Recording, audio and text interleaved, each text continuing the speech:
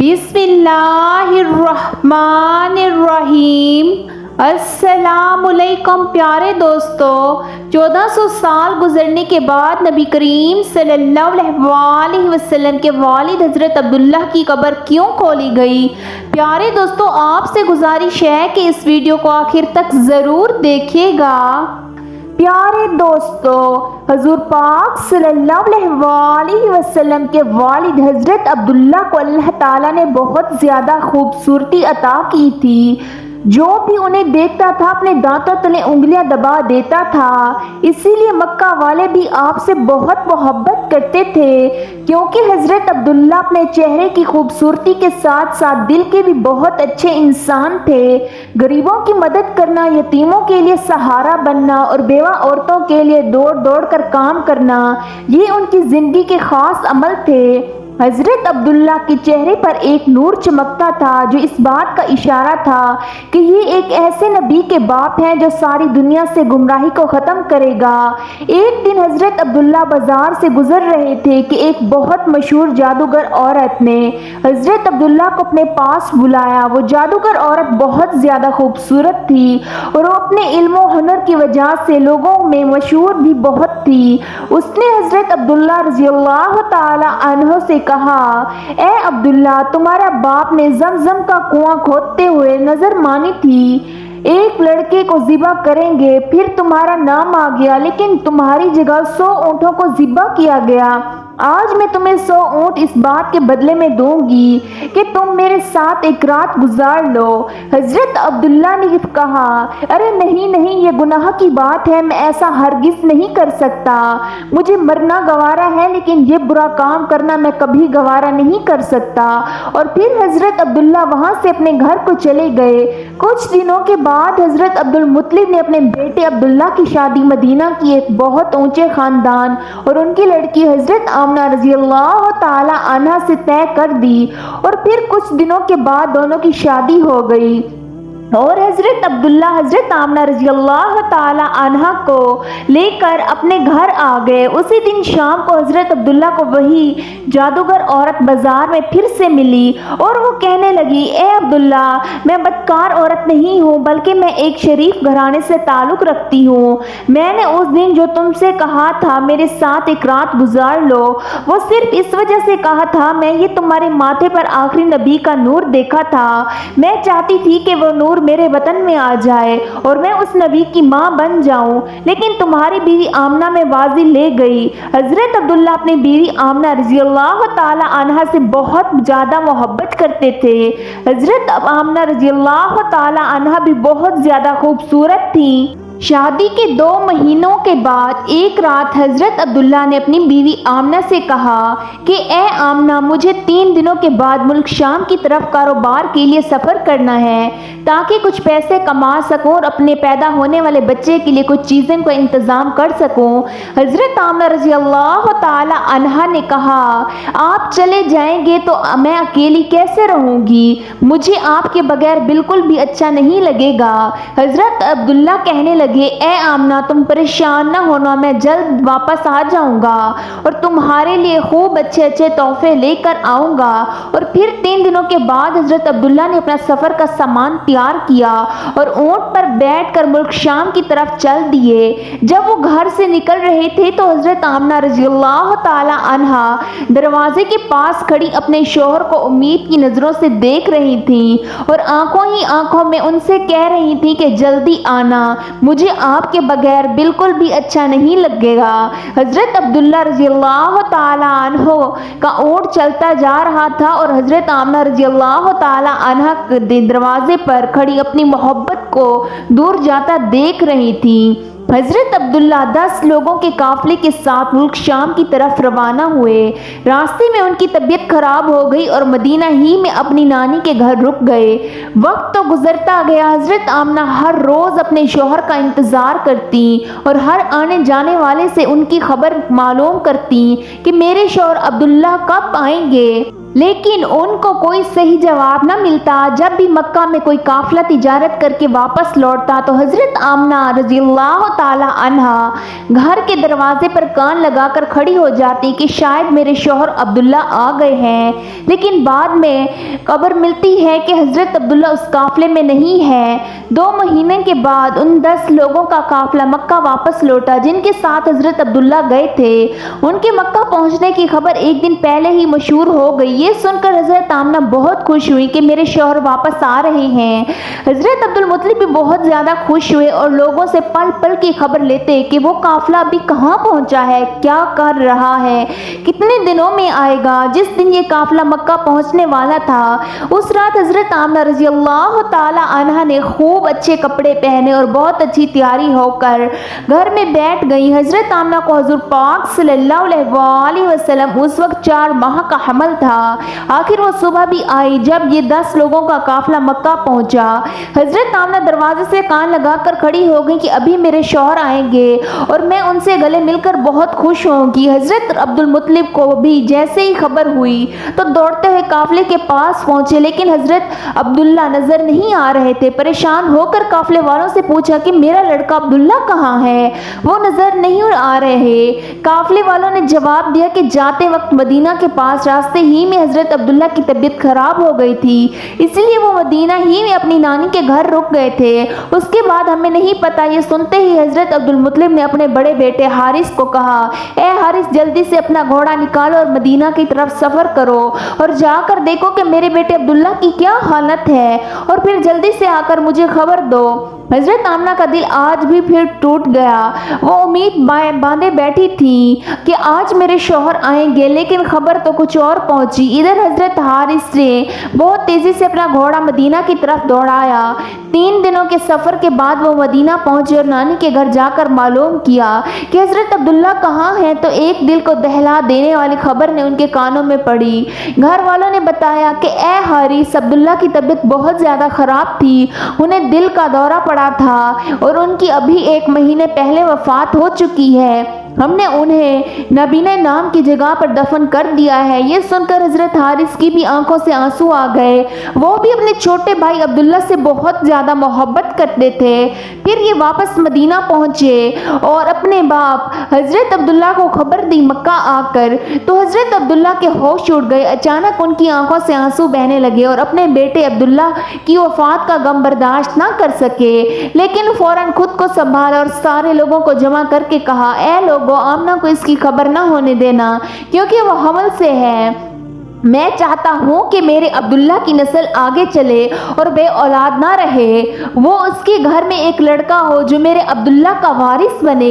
हजरत अब्दुल मुत्तलिब ने शिफा नामी एक दाई को बुलाया और कहा, शिफा, तुम आमना को बहुत अच्छा समझा बुझा कर और बहुत तसल्ली देकर ये खबर सुनाना कि उनके शौहर की वफात हो गई है, लेकिन ध्यान रखना कि उनके ऊपर ज़्यादा बड़ा सदमा ना लगने पाए क्योंकि वो उम्मीद से है। हजरत आमना घर में बैठ इंतज़ार कर रही थी कि हारिस अपने छोटे भाई अब्दुल्ला को मदीना से लेकर आ चुके होंगे और फिर अपने शौहर अब्दुल्ला अभी मिलने आएंगे घर में। इतनी देर में हजरत शिफा घर पहुंची और हजरत आमना को अपने पास बुलाकर फरमाती हैं, ए आमना, तुम परेशान ना होना, मैं तुमको एक बात बताने आई हूँ। तुम खुद को संभाल ले, अपने शौहर की खातिर और अपने इस बच्चे की खातिर खुद को संभाल लेना क्योंकि तुम्हें सदमा लगने के इस 4 महीने के बच्चे को नुकसान हो सकता है। फिर हजरत शिफा ने हजरत आमना को सारी बातें बता दी कि तुम्हारे शौहर अब्दुल्ला के रास्ते में जाते हुए तबीयत खराब हो गई थी और मदीना ही में उनकी वफात होगी और वहीं उनको दफन कर दिया गया था। ये सुनकर हजरत आमना की आंखों से आंसू बहने लगे। वो खुद को संभाल नहीं पा रही थी। हजरत शिफा ने उनके सर पर हाथ फेरते हुए कहा, ए आमना, खुद को संभालो, तुम उम्मीद से हो, ये परेशानी तुम्हें नुकसान पहुंचा सकती है। हजरत आमना ने खुद को संभाला, लेकिन उनके ऊपर इस बात का ऐसा गम हुआ कि फिर वो किसी से मुस्कुराकर बात नहीं करती थी, हमेशा खामोश रहती थी। दिन गुजरते गए। हजरत आमना हर पल हर घड़ी अपने शौहर अब्दुल्ला को याद करती थी, लेकिन पैदा होने वाले बच्चे की खातिर अपने दिल को संभाले रहती। हजरत अब्दुल मुत्तलिब और उनके सारे लड़के दिन रात यही उम्मीद लगाए रहते और अल्लाह से दुआएं करते, ए अल्लाह, मेरे अब्दुल्ला के लड़के को सही सलामत इस दुनिया में भेज देना ताकि अब्दुल्ला की नस्ल बाकी रह सके। और इसी तरह 9 महीने गुजरे और वो दिन भी आया जब अल्लाह के रसूल रसूल सल्लल्लाहु अलैहि वसल्लम की पैदाइश हुई। हज़रत आमना रज़ी अल्लाह ताला अन्हा के घर बच्चे की पैदाइश सुनकर हज़रत अब्दुल मुत्तलिब इस कदर खुश हुए कि दौड़े दौड़े आए और अल्लाह के रसूल सल्लल्लाहु अलैहि वसल्लम को गोद में लेकर काबे में गए और सजदा शुक्र अदा किया। फिर हुज़ूर पाक सल्लल्लाहु अलैहि वसल्लम का नाम उन्होंने मोहम्मद रखा। लोगों ने जब ये नाम सुना तो कहने लगे, ये तुमने कैसा नाम रख लिया है, हम तो आज तक ऐसा नाम नहीं सुना। हज़रत अब्दुल मुत्तलिब ने कहा, ऐ लोगो, तुम्हें क्या पता मेरे इस पोते में दुनिया में कितनी तारीफ की जाएगी, आज तक इतनी तारीफ किसी और की ना की गई होगी। और फिर हज़रत अब्दुल्ला के सारे बड़े भाई हुज़ूर पाक सल्लल्लाहु अलैहि वसल्लम की पैदाइश पर बहुत खुश हुए। यहाँ तक कि अबू लहब को जैसे ही उसकी नौकरानी ने आकर खुशखबरी सुनाई कि अबू लहब तुझे भतीजा मुबारक हो, तो अबू लहब इतना ज़्यादा खुश हुआ कि उसने अपनी नौकरानी को कहा, जा आज से अपने भतीजे की पैदाइश की खुशी में मैंने तुझे आज़ाद कर दिया। इंतकाल के वक्त आपकी उम्र 25 या 28 साल थी। हज़रत अब्दुल मुत्तलिब ने अपने आप के भाई हज़रत ज़ुबैर बिन अब्दुल मुत्तलिब को मदीना भेजा और वो उनके जनाजे में शामिल हुए और उन्हें दारुल रामा में दफन किया गया। हज़रत सैयदा आमना खातून के लिए शौहर नामदार का साना इर्तिहाल नाकाबिल बर्दाश्त था और अभी शादी खाना आबादी को आखिरी अरसा ही कितना गुजरा था। आपके कल्बे अनवर पर इस सदमे को किस कदर असर हुआ और उसका अंदाज़ा आपके इन अशार से होता है। हज़रत आमना रज़ी अल्लाह ताला अन्हा फरमाती हैं, हाशिम का एक फर्जंद बाते मदीना मुनव्वरा की जानिब जाकर चांद की तरह छुप गया।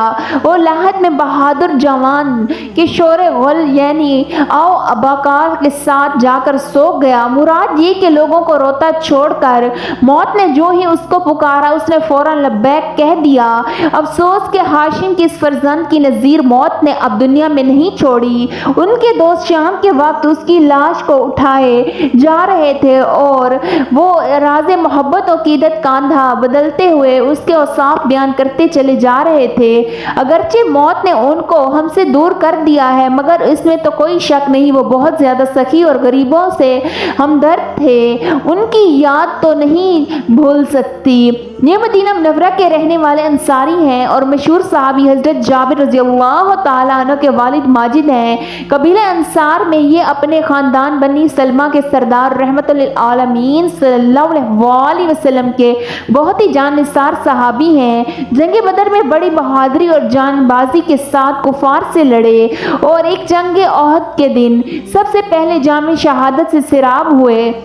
बुखारी शरीफ वगैरह की रिवायत है कि उन्होंने रात में अपने फर्जंद हज़रत जाबिर रज़ी अल्लाह ताला अन्हु को बुलाकर ये फरमाया, मेरे प्यारे बेटे, कल सुबह जंग ओहद में सबसे पहले ही शहादत से सरफराज होगा और बेटा सुन लो, रसूलुल्लाह सल्लल्लाहु अलैहि वसल्लम के बाद तुमसे ज़्यादा मेरा कोई प्यारा नहीं है, लिहाजा तुम मेरे फ़र्ज़ अदा कर देना, अपनी बहनों के साथ अच्छा सलूक अदा कर देना, मेरी आखिरी वसीयत है। हज़रत जाबिर रज़ी अल्लाह ताला अन्हु का बयान है, वाक़ई सुबह को मैदान जंग में सबसे पहले मेरे वालिद हज़रत अब्दुल्ला बिन उमर बिन हराम रज़ी अल्लाह ताला अन्हु शहीद हुए।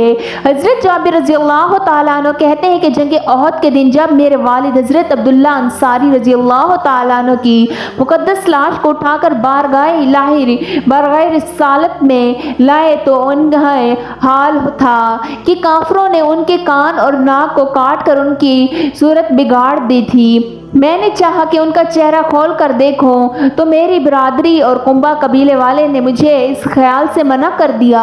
लड़का अपने बाप का ये हाल देखकर जो गम में से निढाल हो जाएगा। इतने में मेरी फूफी भी रोती हुई आई, उनकी लाश के पास आई तो सैयद आलम हुज़ूर अकरम सल्लल्लाहु अलैहि वसल्लम ने फरमाया, तुम उन पर रोया न करो, फरिश्तों की फौज बराबर लगातार इनकी लाश पर अपने बाजू से साया करती है। हज़रत जाबिर रज़ी अल्लाह ताला अन्हु का बयान है कि जंग ओहद के दिन मैंने अपने वालिद हज़रत अब्दुल्ला रज़ी अल्लाह ताला अन्हु को एक दूसरे शहीद के साथ ही एक कब्र में दफन कर दिया था। پھر مجھے یہ اچھا نہیں لگا کہ میرے باپ ایک دوسرے شہید کی قبر میں دفن ہیں، اسی لیے میں نے اس خیال سے ان کو ایک الگ قبر میں دفن کروں۔